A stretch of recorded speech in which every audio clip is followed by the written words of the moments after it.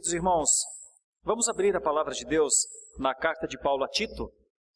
Carta de Paulo a Tito. Sequência dessa carta, carta de Paulo a Tito. Agora, capítulo 1, dos versículos 10 em diante, até o versículo 16, aliás. Tito 1, 10 a 16. O tema da meditação nessa noite é falsidade, uma ameaça constante. Falsidade, uma ameaça constante. Esse texto vai nos mostrar algumas coisas relacionadas a essa falsidade que nós vamos abordar nesse tempo. Falsidade, uma ameaça constante. Primeiramente, e talvez mais perigosa do que em alguns outros momentos, é quando essa falsidade é interna. Depois, quando ela alcança os objetivos, quando a falsidade parece prosperar. Mas por fim, nenhuma falsidade será escondida ou conseguirá se manter escondida aos olhos de Deus. Ao final das contas, é a verdade mesmo que vem à tona e é dela que tanto precisamos. Meus irmãos, está escrito assim no texto bíblico, Tito 1, 10 em diante. Porque existem muitos insubordinados, palradores, frívolos, enganadores, especialmente os da circuncisão. É preciso fazê-los calar, porque andam pervertendo casas inteiras, ensinando o que não devem, por torpe ganância. Foi mesmo dentre eles um seu profeta que disse: cretenses, sempre mentirosos, feras terríveis, ventres preguiçosos. Tal testemunho é exato. Portanto, repreende-os severamente, para que sejam sadios na fé, e não se ocupem com fábulas judaicas, nem com mandamentos de homens desviados da verdade. Todas as coisas são puras para os puros, todavia, para os impuros e descrentes, nada é puro. Porque tanto a mente como a consciência deles estão corrompidas. No tocante a Deus, professam conhecê-lo, entretanto o negam por suas obras. Por isso que são abomináveis, desobedientes e reprovados para toda a boa obra. Antes, eu quero pedir a um dos diáconos que diminua esse ventilador aqui, por favor. Esse aqui está forte, aqui está mexendo com a Bíblia. Obrigado, Daniel. Meus irmãos, como introdução, deste púlpito, por alguns anos já, muito antes de eu chegar à Igreja Presbiteriana de Santo Amaro, e eu apenas somo com aqueles que passaram por aqui pregando o Evangelho, pode diminuir um pouco mais ainda, meu irmão. Eu apenas me somo àqueles que já passaram por aqui e gastaram seus dias aqui, falando neste púlpito a irmãos que frequentam a Igreja Presbiteriana de Santo Amaro e também aos canais de mídia que essa igreja sempre procurou manter para pregar o Evangelho. E deste púlpito temos denunciado algumas vezes com ônus próprio e um custo alto, muitas vezes. Temos denunciado que nestes tempos atuais, muitíssimos, não poucos, mas muitíssimos mesmo, estou falando pela terceira vez, muitíssimos mesmo, estão usando isso que é a beleza, a singularidade, o perfume, a graça, transformando isso que é um alimento, o pão vivo que desce dos céus, a água que mata toda a sede, a porta que se abre para todo aquele que se encontra perdido. Estou falando do Evangelho, puro e simples. Usando do Evangelho por motivos que, obviamente, é impossível chegar ao ponto inicial do motivo, aos nossos olhos, mas atrapalhando, literalmente atrapalhando aquilo que era para ser e deve sempre ser a instrumentalidade para que pessoas cheguem à salvação. Meus irmãos, uma igreja é uma das coisas mais maravilhosas que existem Igreja, na minha concepção, é uma das 3 instituições que Deus deixou na terra para que ela seja instrumento, mas instrumento mesmo. Os outros 2 instrumentos, as outras 2 grandes instituições são o Estado e a família. Essas são as 3 instituições que Deus deixou, foram criadas por Ele. Ele deixou para que o mundo vivesse com essas 3 instituições. O Estado é o Estado, são as nações. A família é o nosso núcleo pessoal. E a igreja é o local onde nós conhecemos mais de Deus e vivemos a vida comum do dia a dia, através dos ensinos da sua palavra. Infelizmente, nos dias atuais, o Estado super corrompido, assustadoramente corrompido. Olhamos para os estados mundiais e nos alarmamos, meu Deus, e nos perguntamos como elegemos essas pessoas? Como? Como colocamos estas pessoas lá? Como? Para mais 4 anos de tormento, para mais 8, alguns estão há 20 ou 30 anos, verdadeiramente fazendo mal a esta nação. Ok, esta nação e tantas outras. A família, como está a família? Como estão os papéis dentro das casas? Como está o papel da mãe? Como está o papel do pai? Como está o papel do filho? Então são instituições que eram para serem os instrumentos de consolidação de uma vida comum, de prestação de contas, mas elas são corrompidas com os tempos. Infelizmente a igreja não escapa a esta regra.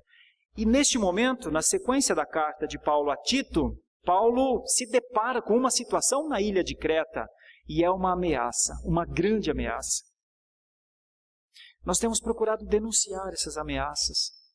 E muitas vezes isso é pesado, e muitos que já tentaram denunciar a falsidade, porque a falsidade foi pregado hoje pela manhã, a falsidade não é algo deliberadamente oposto à verdade. A falsidade, muitas vezes, é algo que é contrário à verdade, mas que se aproxima da verdade na sua aparência.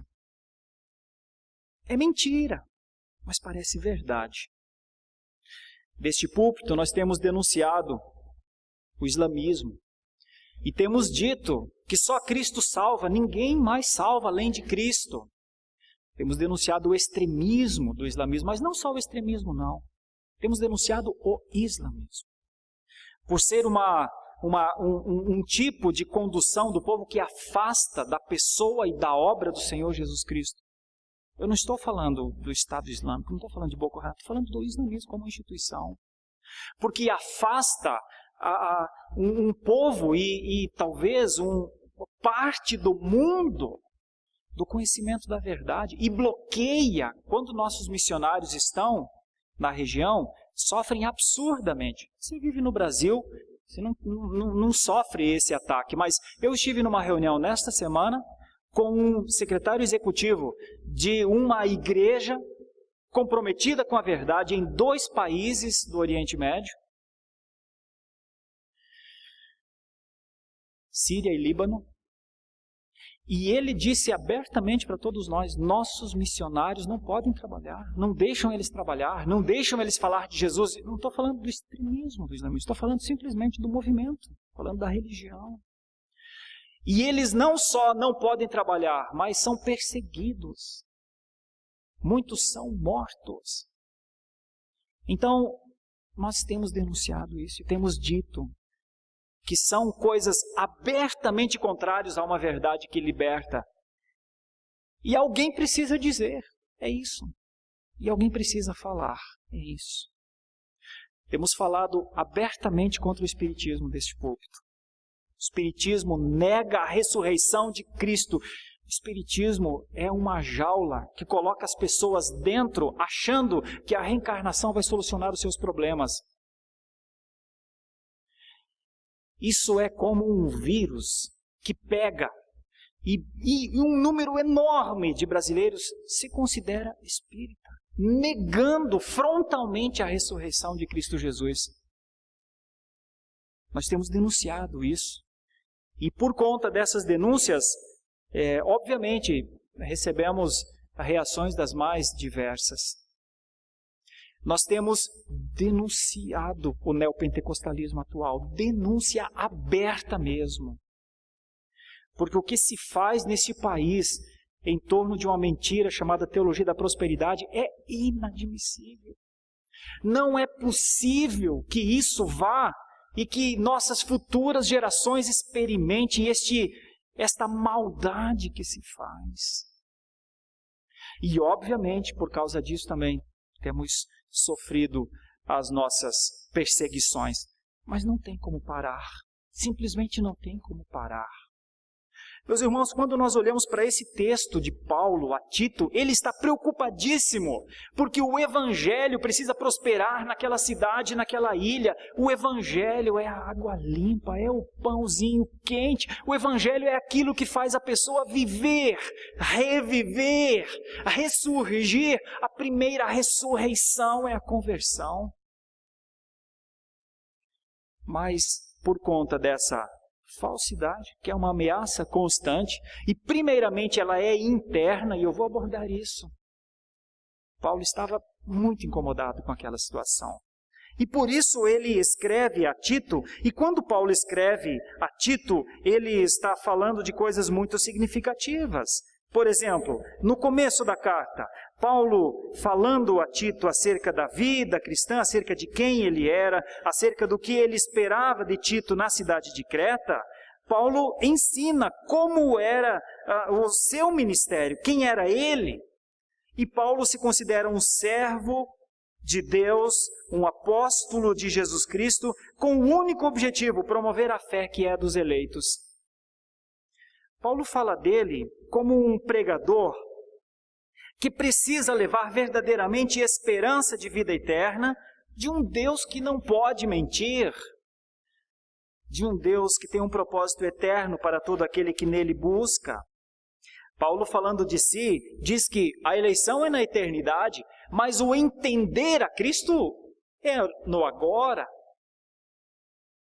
E por isso, Paulo se agrada muito de Tito e diz que é por esta causa que ele deixou este homem em Creta, para que ele pusesse em ordem as coisas restantes, bem como constituísse seus líderes.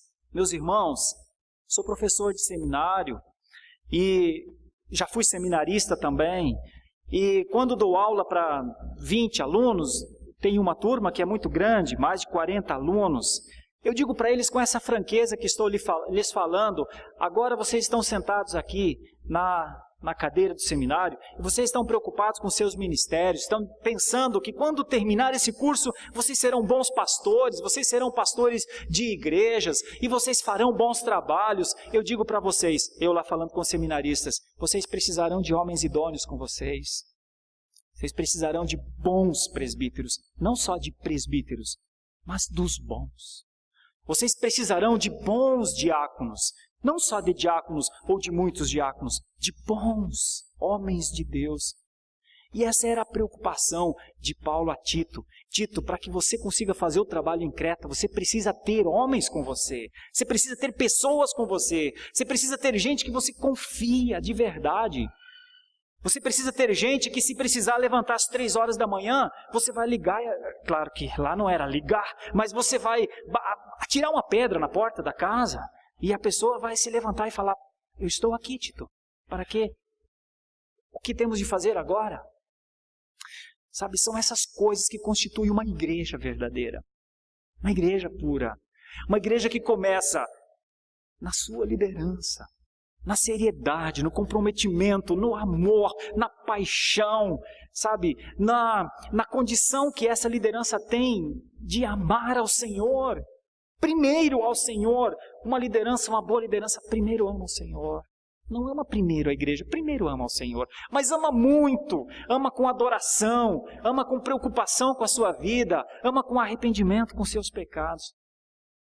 Ama com sofrimento próprio quando não consegue fazer as coisas bem feitas. Uma das coisas que mais machuca servos fiéis, a tristeza de não conseguir fazer as coisas para a glória do Senhor, como as coisas devem ser feitas. É assim que Paulo lida com Tito, dizendo, você precisa de líderes em sua igreja.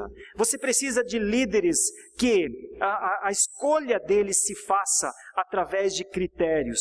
Um bom líder precisa ser irrepreensível, conforme diz a palavra. Um bom líder precisa ser fiel à sua esposa, à sua família. Um bom líder não pode ser irascível, não pode ser arrogante. Opa, aqui tem um problema enorme, gravíssimo nas lideranças das igrejas, a arrogância. Que mal é esse? Como bons homens se tornam maus líderes cristãos quando eleitos são e deixam a arrogância lhes dominar.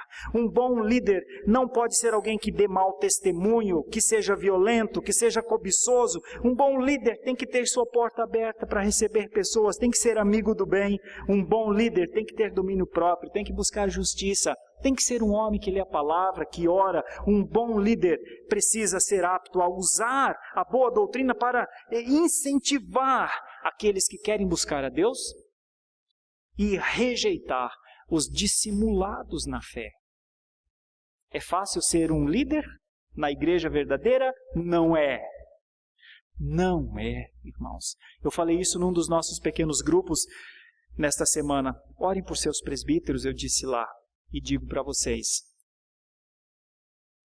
orem pelos seus diáconos, eu disse lá, e digo hoje a vocês, porque é uma das coisas mais difíceis ser um líder do Senhor, na igreja do Senhor. Um dos motivos e uma das grandes dificuldades para um líder da igreja do Senhor.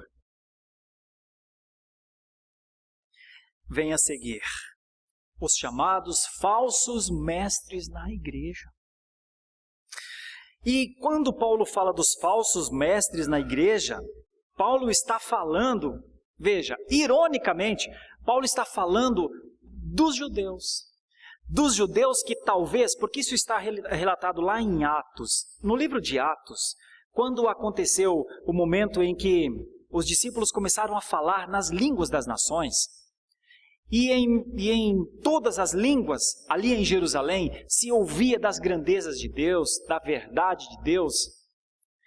Quando aquilo que alguns chamam de dom de línguas, talvez seja mais o dom do entendimento, o dom do ouvido, porque aqueles homens começaram a falar nas línguas das nações e as pessoas entendiam aquilo.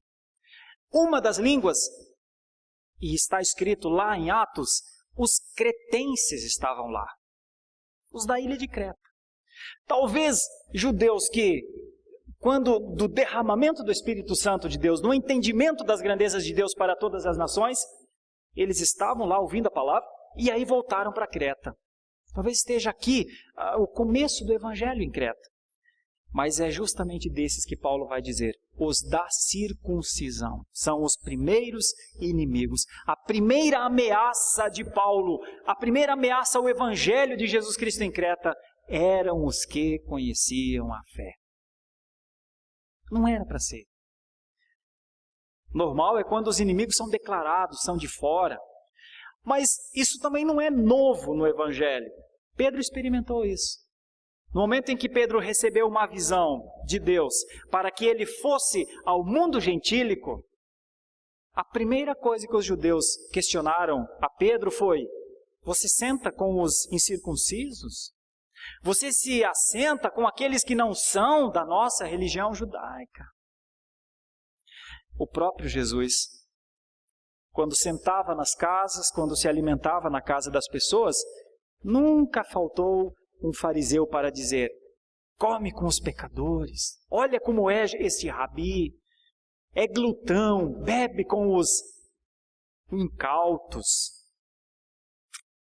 Essa ameaça interna é uma das coisas mais perigosas no tempo de Paulo, e Paulo está chamando-os de insubordinados, de frívolos e de enganadores.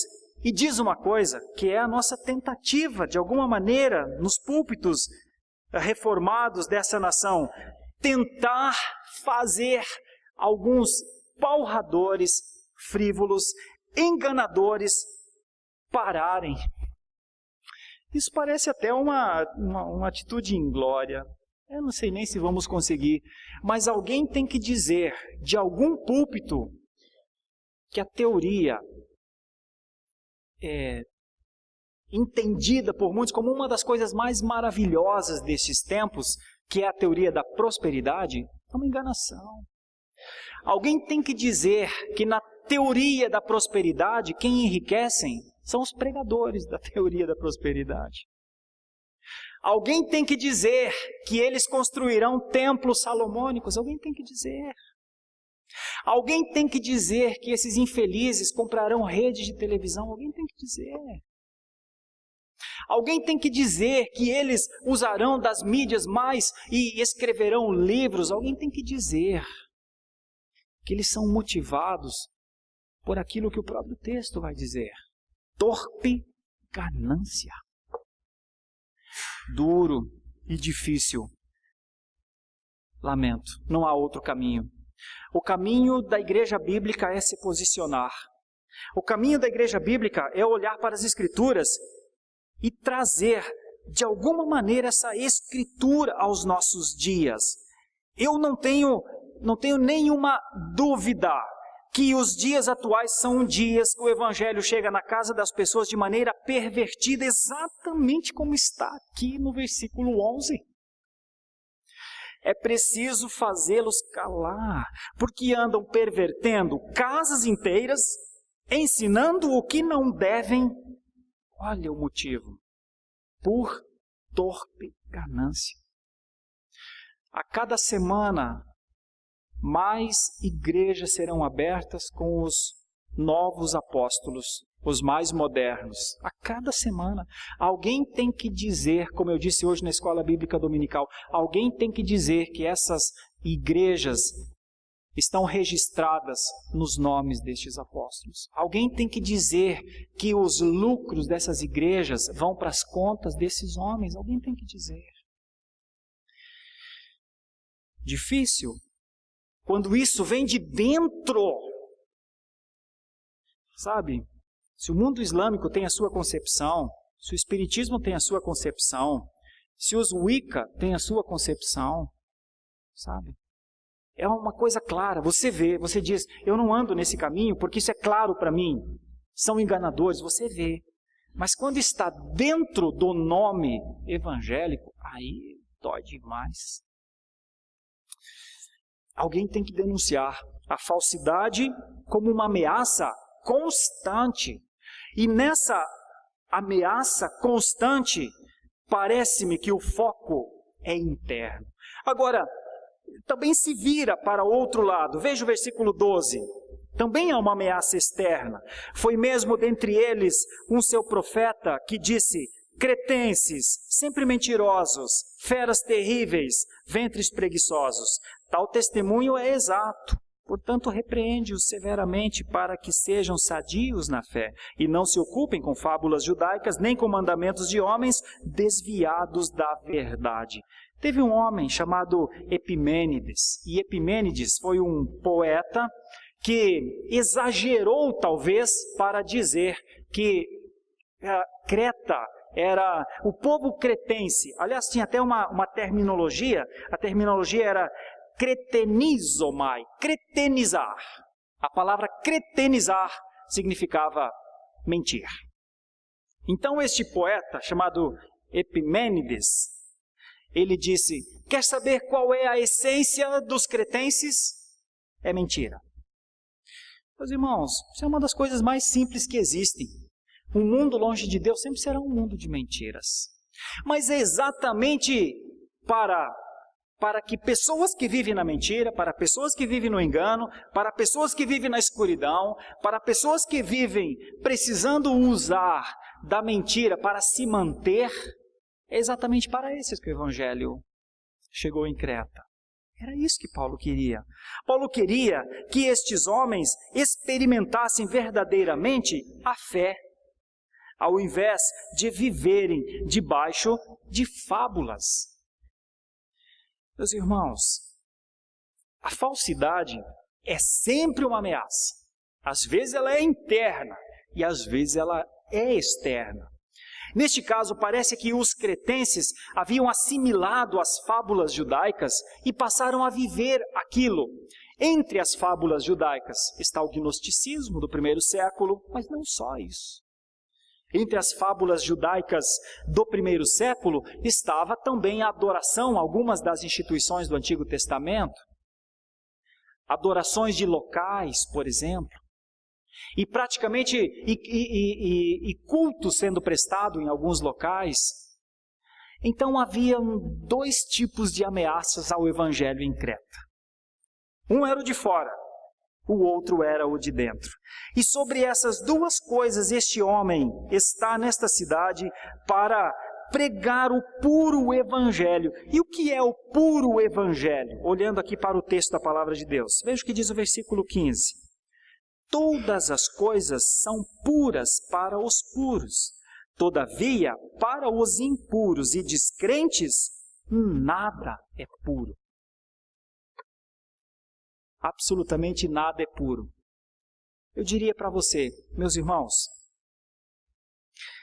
a igreja é uma comunidade simples, a igreja é um local de práticas simples, a igreja é um local do exercício do amor fraternal, a igreja é um local do exercício do amor, não só amor de amizade, mas igreja é o local em que jovens se encontram, casam, constituem famílias.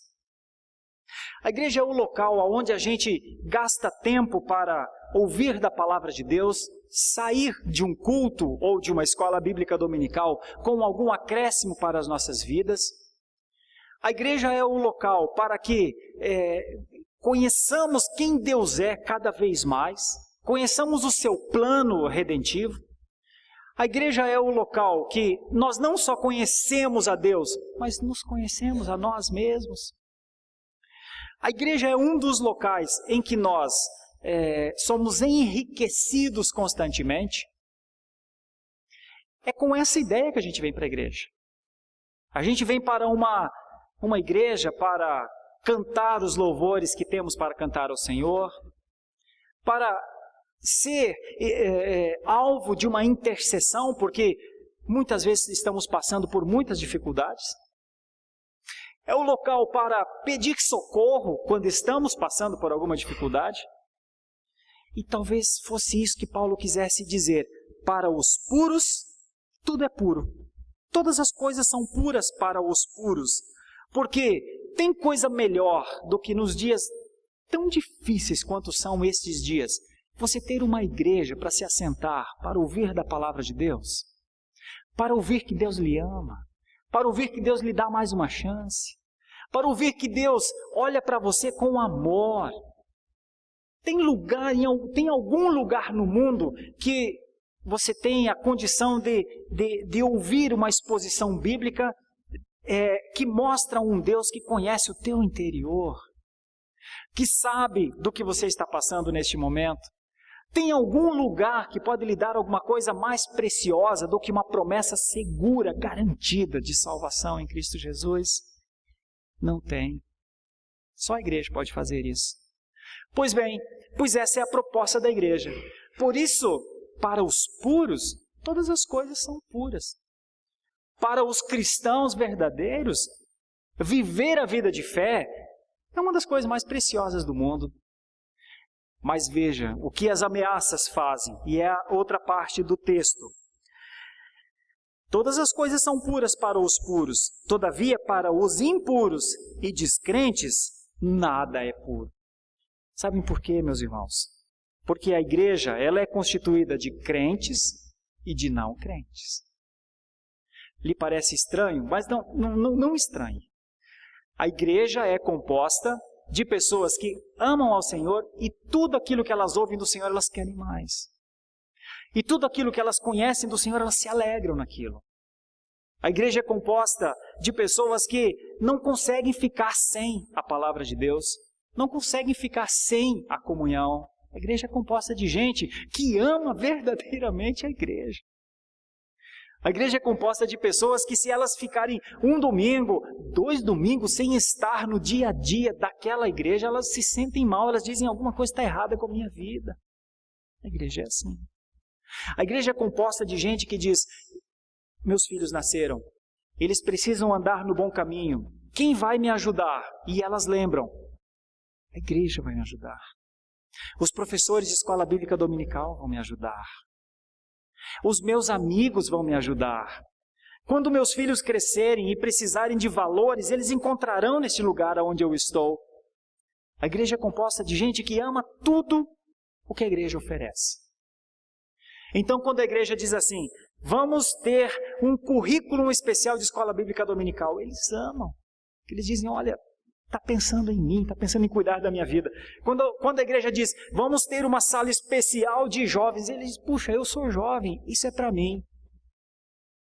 Quando a igreja diz, vamos para um projeto evangelístico, vamos evangelizar o nosso bairro, eles dizem, eu posso servir, eu posso trabalhar, eu posso estar junto neste projeto. Todas as coisas são puras para os puros. Quando a igreja prega a palavra de Deus, quando os textos bíblicos são lidos, explicados, a exegese é feita, a aplicação é feita, eles dizem, olha, é isso que a Bíblia diz? É isso que eu vou fazer. Todas as coisas são puras para os puros. Mas não se engane. A igreja, infelizmente, não é feita só de puros. E então, todas essas coisas que eu lhes falei são incomodações para os impuros. Todas as coisas, se a palavra de Deus vem e diz, adultério é pecado. Mas a pessoa, às vezes, não está adulterando fisicamente, mas está adulterando pelos caminhos das mídias atuais. Está tendo praticamente sexo pago pelos canais de mídias atuais. Isso não agrada. Quando o pai, de alguma maneira, está na igreja, está num caminho até, mas ouve que ele precisa amar a sua esposa e que a esposa precisa respeitar o seu marido e que os dois juntos precisam educar os seus filhos. Dependendo da influência que ele tem, ele diz, não, eu acho que não. Eu acho que nós vivemos num mundo moderno, nós temos de ser democráticos e meus filhos são livres. Quando nós pregamos, ensina a criança no caminho que ela deve andar. Não é ensina o caminho que ela deve andar, mas é ensina no caminho, andando com ela no caminho. Os impuros dizem, isso é demais, que é isso? Deixa o meu filho ser livre, deixa ele escolher o que ele quer da sua vida.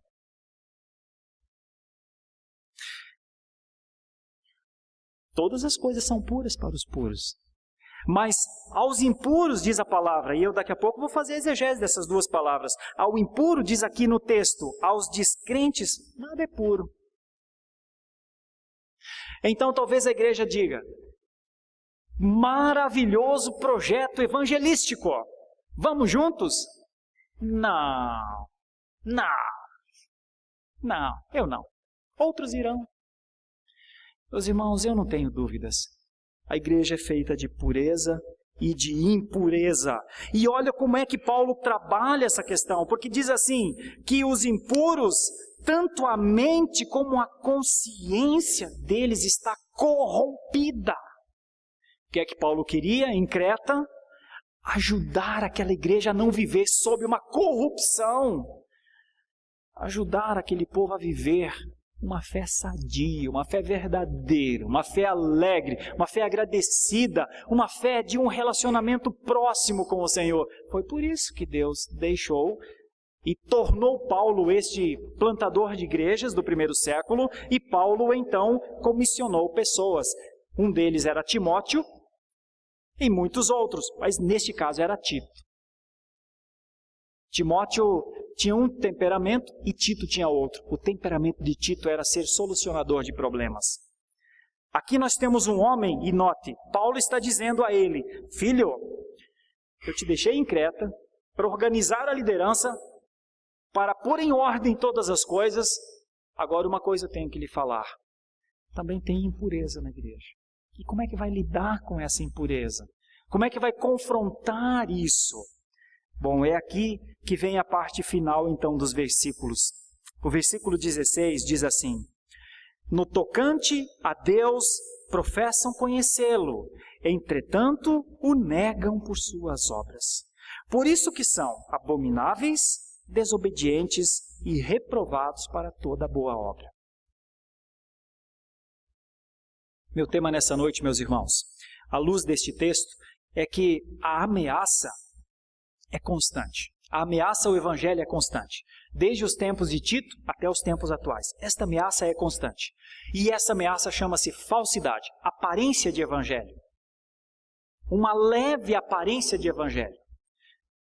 Os dias atuais são dias de igrejas que aparentam serem igrejas que falam de salvação.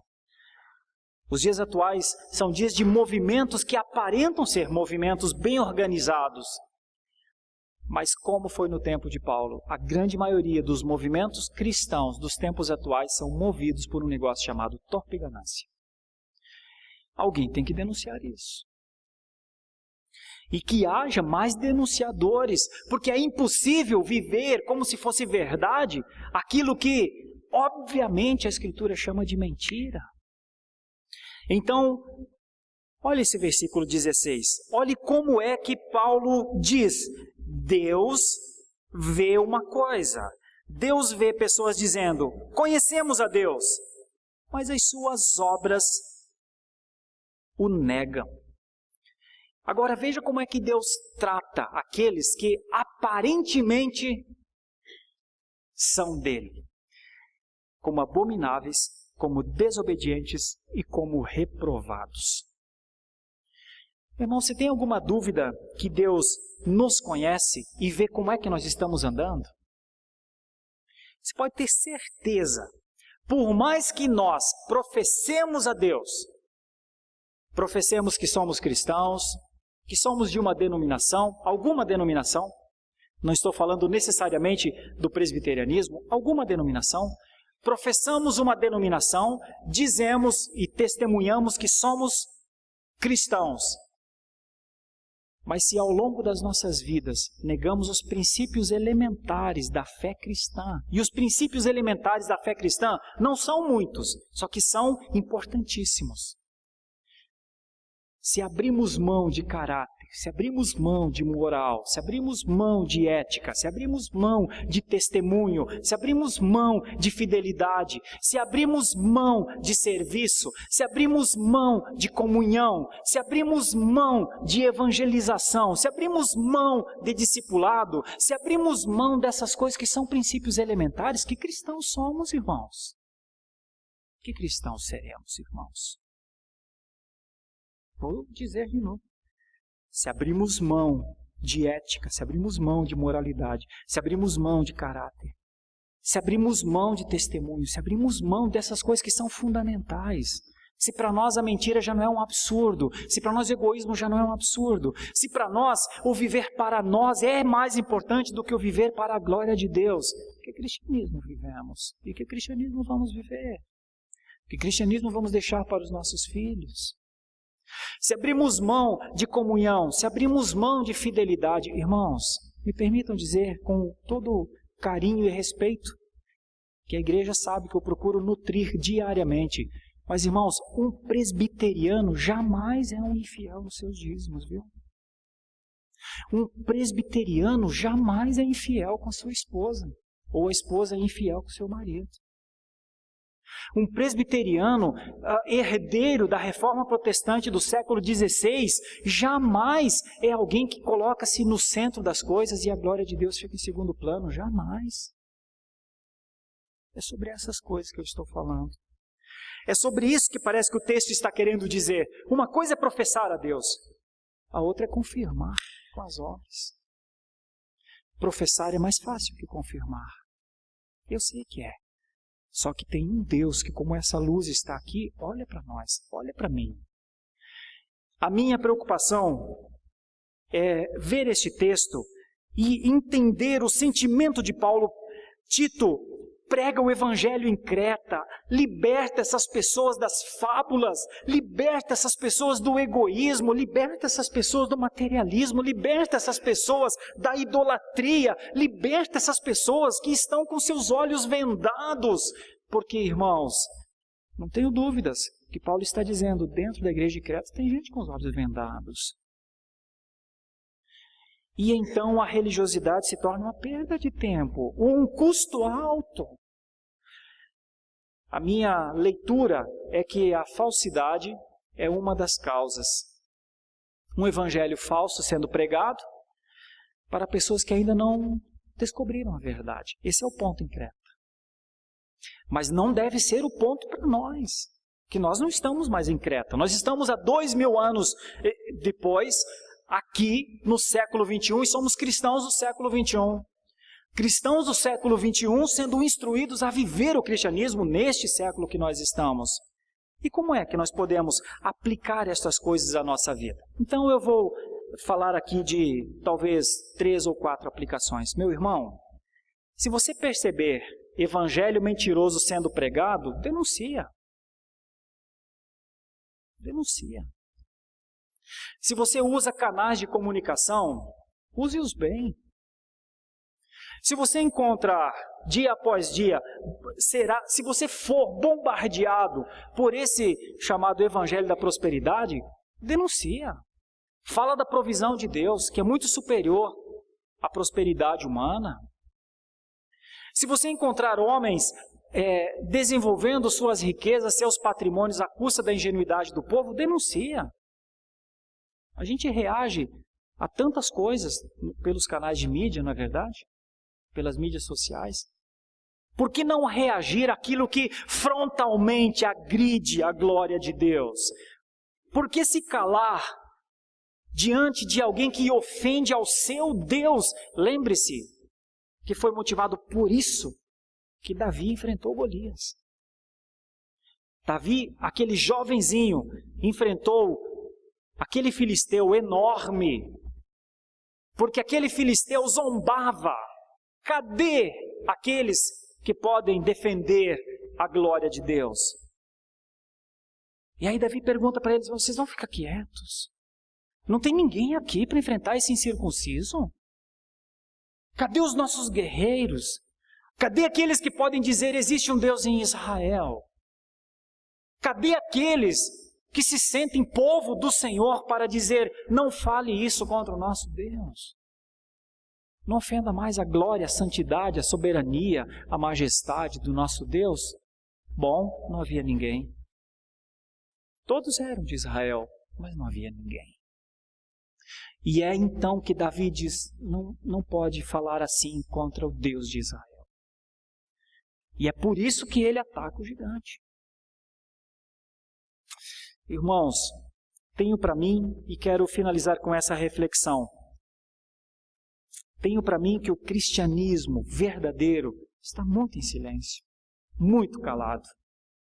Quero trazer essa reflexão, que o cristianismo vivo, sadio, de fé mesmo, precisa se manifestar.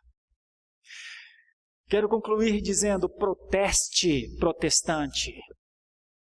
Você não precisa ir para a rua para protestar, proteste com aquilo que você tem, com as suas convicções, proteste, honre o sangue derramado na cruz por você. Porque talvez fosse isso que Paulo queria que Tito fizesse. Honre esse Salvador, honre esse Redentor. Não deixem que falem e que preguem as heresias como se fossem verdades. Aonde estão os que têm condição de discutir estes assuntos? Aonde estão? A falsidade é uma ameaça constante. Acompanhou os tempos de Tito, acompanha os meus tempos e acompanhará os tempos dos meus filhos e dos meus netos. O que nós não podemos é nos acostumar com a falsidade, que é uma aparência de verdade. Deste púlpito, enquanto Deus conservar vida, eu vou continuar denunciando o islamismo, e vou continuar denunciando o espiritismo, e vou continuar denunciando o neopentecostalismo, e vou continuar denunciando os propulsores do neopentecostalismo, e vou continuar a insistir que os cristãos fiéis precisam se levantar e pregar, e falar que só a Escritura resolve, e falar que só a fé, só a graça. e falar que só a Deus seja dada a glória, e falar que somente Cristo, na sua pessoa e na sua obra, pode salvar alguém. Enquanto Deus conservar vida aos pregadores e reformados, eles continuarão pregando a depravação total, a eleição incondicional, expiação limitada. Eles continuarão pregando que a graça é irresistível e que Deus persevera os seus filhos. Mas esse não é um trabalho só dos pregadores. Esse não pode ser um trabalho só do púlpito de uma igreja. Esse tem que ser o trabalho de uma fé convicta no coração de um povo. Esse tem que ser um trabalho como uma missão de vida, mais do que ganhar o nosso sustento todo mês para sobreviver. Porque nós somos reformados, irmãos. E faz falta o coro, o grito reformado em tempos difíceis. Eu quero lhe convidar, conclamar você a identificar o que é a falsidade e se posicionar. Os dias atuais exigem que homens tomem posição. Agora, se você tem medo de perseguição, não toma não. Se você tem medo de perder amigos, daí não toma não. Lembre-se que aqueles que estão em busca de bênçãos nessa terra, tanto faz quem os dá, se é Deus ou diabo, porque eles estão olhando para a bênção, eles querem a bênção. Mas os reformados não andam atrás da bênção, os reformados já têm a bênção. Os reformados têm a maior de todas as bênçãos, chamadas de salvação. Então eles não precisam vender sua alma ao diabo por causa de uma prosperidade. E não precisam se colocar numa situação de inimizade com Deus por causa de um estado melhor financeiro para suas vidas. Homens e mulheres que estão atrás das bênçãos, tanto faz quem as dá. Mas nós não somos assim. Nós somos um povo que dia após dia tem a palavra de Deus para ser instruído por ela, para viver essa vida. Finalizo.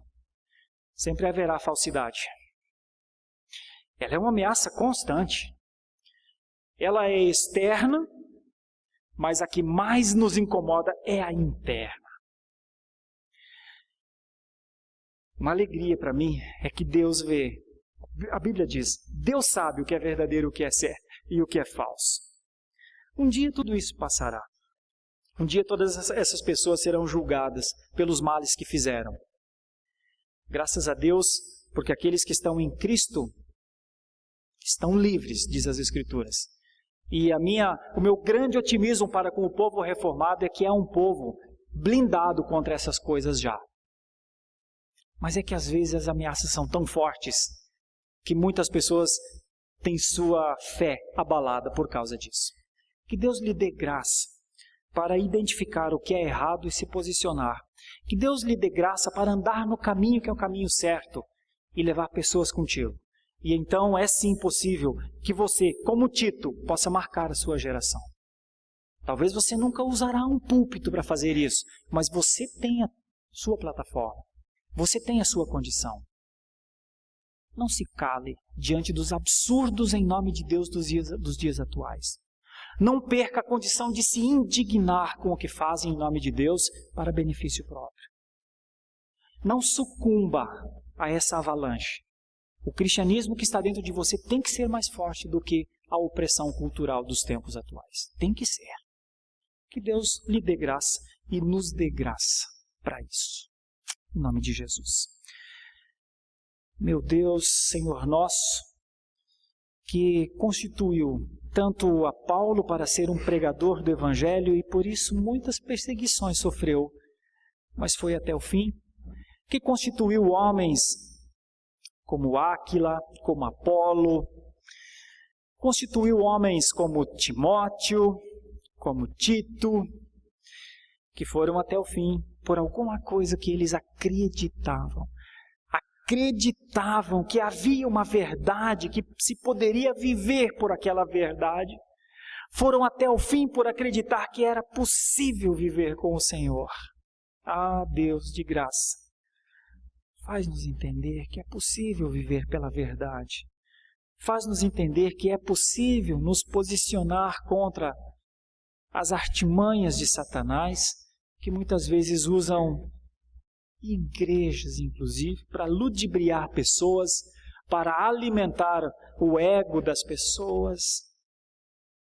para não falarem de salvação, para não falarem de regeneração, para não falarem de vocação eficaz, para não falarem de santificação, para não falarem de glorificação, mas para falarem de dinheiro. A que ponto chegamos, Senhor? Igrejas que gastam todo o seu tempo falando de dinheiro e não falam do Evangelho. Ah, Deus, que ameaça é essa? Bem interna.